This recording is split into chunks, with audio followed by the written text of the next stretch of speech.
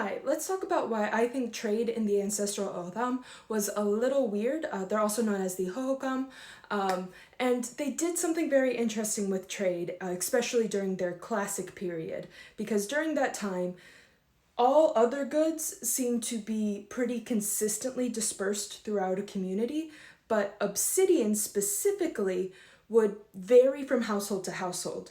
And what I mean by that is all the other people were getting their goods from the same places, but the obsidian was coming from different places depending on what household you were in. So to give it away a little bit, I think the cause is warfare. I'm going to give you a lot of background information as to why it could be warfare, but basically the gist is that obsidian could be used as a weapon. It was what you used on your spear tips and your projectiles. So, you would want to only trade that with people you trust, and those people you trust would be your kin. So like your family networks, and so those are the only people you are trading obsidian with, which is why each household has different obsidian.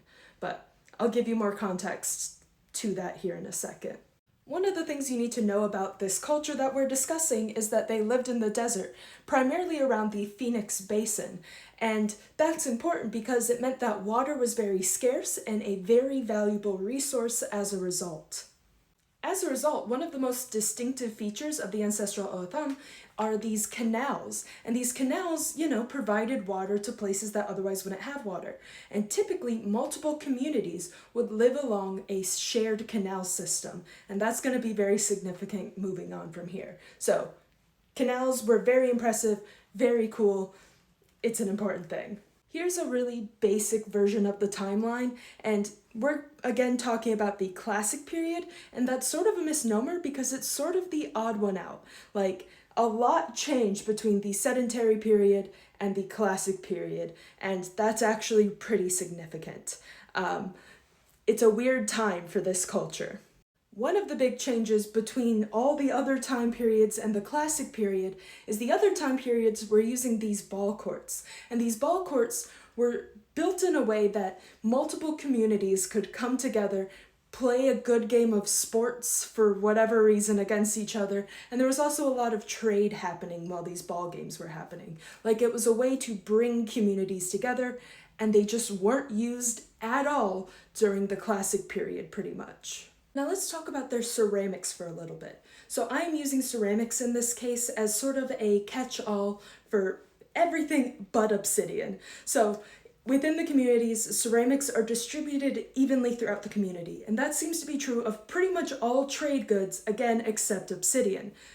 But ceramic is a really good stand-in for the rest because ceramic can be geochemically traced pretty easily, and we'll get to that in a second. But first, let's talk about what we know about their ceramics. Again, evenly distributed throughout a community, and especially the plainware, so the non-decorated pots, would be traded along canals mostly. So all the communities that you share a canal with would trade goods with one another and sort of bond. You need to have good social ties with the people you share a canal with because you have to upkeep and maintain that canal together, and also make sure that the people at the front of the canal aren't using more water than they need, so the people at the back of the canal can still get the water that they need. So you need to have those good, positive social bonds with each other. And so trade of ceramics is good for that. Now let's talk about how we know everything I just told you. So the main way of geochemically sourcing ceramic vessels is this thing called neutron activation analysis, or NAA for short. And the University of Missouri is actually one of the main places to do this. They have the Missouri University Research Reactor, which has a little nuclear reactor. Now, it's not that little by its physical size, but it's little compared to other nuclear reactors. And basically what they do is they take some ceramic, a sample of it, they grind it into a powder, put it in vials, and then they put those vials next to the nuclear reactor for a week. Like, it's dropped down in the water into the cooling system, absorbs all that radiation, and then the radiation is measured once it comes out. And basically, different elements have different frequencies of radiation, so you can figure out how much of a given element is in the object. So basically, you'll have a spectral graph, and the peaks represent an element being present, and how high that peak is tells you relatively how much of that element is present in the sample. And this is sort of an example of that. This is just talking about how the radiation affects an individual atom of an element and how it, ejects radiation that can be measured. Now, once you have all of that elemental data, you can put it into a statistical software and end up with a graph sort of like this, where the groupings, the clusters, is your different types of pottery. They represent different locations of manufacturing. Now, with certain materials like obsidian, which we'll get to, you can identify the exact source in the world where the obsidian came from. So like the ground where they dug up the obsidian.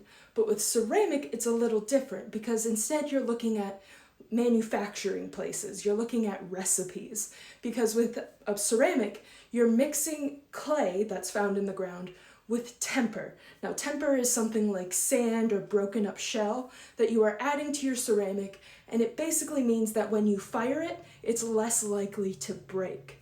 So instead of looking at a specific clay deposit, you're typically looking at a certain village's recipe because everyone's being taught the same way to make a ceramic. So this is how you figure out trade networks here. At a certain village that makes ceramics, you'll find a lot of a specific kind and then like a few outliers usually. And those outliers you can assume are from a different community.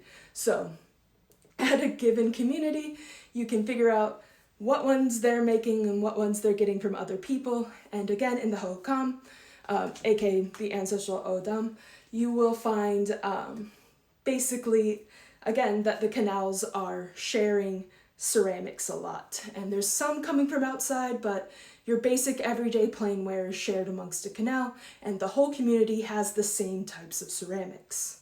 Now let's talk about obsidian, because obsidian makes up a relatively small portion of their lithic assemblages, so of their stone tools. Obsidian isn't a lot of it, but it does make up pretty much all of their bifaces. So all of their weapons, all of their projectile points on the ends of their arrows and whatnot are made of obsidian.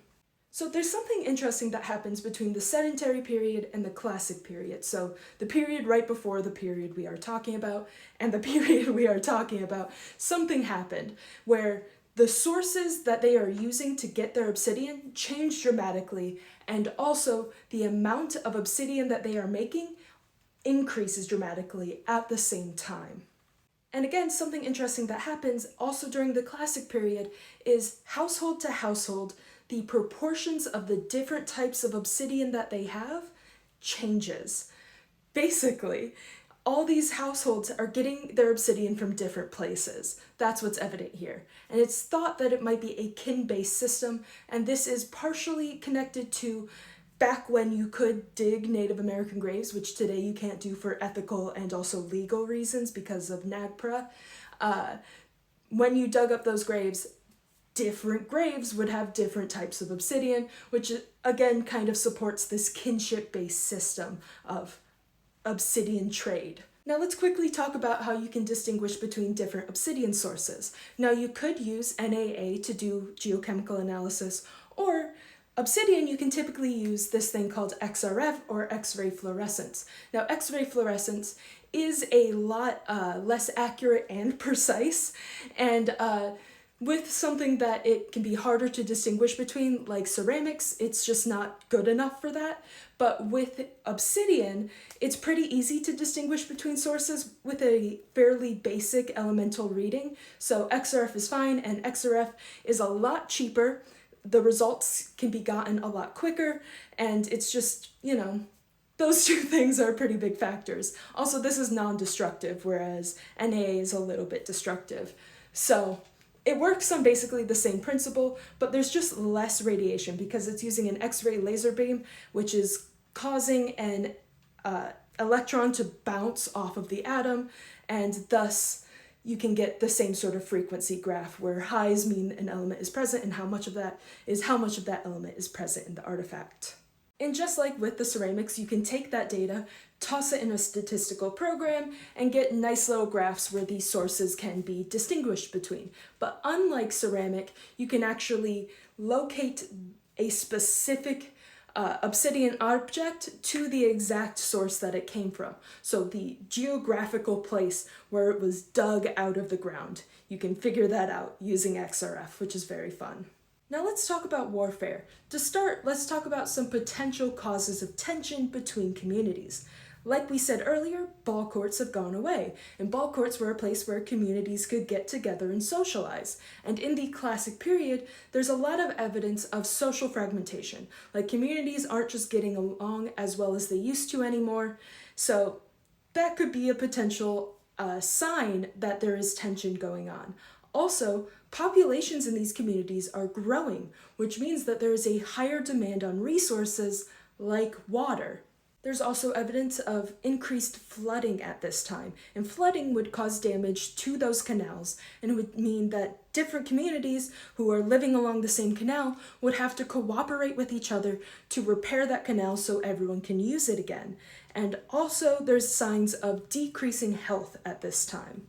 And now that we've established that there's causes for tension, there's potential sources of tension, let's talk about some of the evidence for it that we have. One of the things is that along those canals, the communities at the back are increasing their population higher and higher, more so than the communities at the front. And there's thought that that might be intentional. Basically, those communities at the back want to have the manpower to put pressure on the communities at the front. They want to have enough people that if those two communities go to war, the ones at the back will have the power to defeat the ones at the front. So that might be very purposeful, because they want to keep getting water. But also, that's sort of a horrible system, because that's where there's going to be less water just naturally. And so it creates a very bad imbalance. There's also evidence for obsidian being used in conflict and conflict during the classic period in the modern cultures. So there's the Tohono O'odham and the Akmel O'odham, which are both descendants from the Ancestral O'odham. And between those groups, obsidian is just used for warfare by the time Europeans make contact with them. And at that time, they are very selective with who they trade obsidian with. Because when they are hunting, they're just hunting small game again when the Europeans get there. And to do that, you can use a just wooden shaft, like a wooden arrow. You don't need to have a stone tip on that. But if you're hunting people, you do need that stone tip. So at the time of European contact, obsidian is really kept like between family because you don't want to arm a potential enemy. So obsidian is just a tool of warfare. So that's one line of evidence. Also, there is oral tradition of earlier times where there was much higher warfare, where there's stories of much higher warfare. The thing is, there's not a lot of archaeological evidence of warfare, but there is potentially evidence for small-scale conflict. So the thing is, they think the stories over time got blown up a little over-exaggerated, and also you can feel the threat of warfare and violence without actually causing warfare and violence, if that makes sense. Like, there didn't actually have to be warfare for people to be scared of it breaking out. Like, all the other causes of tension could have created a, social dynamic that could feel very, ready to blow at any moment without there actually being a war between communities. And so that might have been passed on in stories without actual war happening. Does that make sense? Okay, so let's bring this all together. We know that obsidian and ceramics were traded on different levels. We know that there were potential causes of tension between communities along the same canal, and I propose that obsidian was traded in different networks than ceramics because of a fear of warfare. Didn't necessarily have to be warfare, there just had to be a fear of it. This part is fully just like my opinion. I can't fully, prove that this warfare did anything, but it's my hypothesis. Let's go with that. So, obsidian, by the time Europeans got there, was a tool just for warfare. That's very possible that went farther into the past. Also, again, lots of causes for warfare. And as far as ceramics go, you still want to kind of keep that pretense that all the communities are getting along, so you feel fine trading like non-weapons with them, but you might not give them what's basically a loaded gun in the form of obsidian. So, the way you treat ceramics versus obsidian would be probably quite different. Now that's what I got for you. I think it's warfare. I can't fully prove it, but I think it's a fun thought. But I hope you learned a lot about trade in the Ancestral Otham, and aka the Hohokam, and, learned about how we can figure out things like trade and where things came from. So I hope it was educational at least. Have a good rest of your day.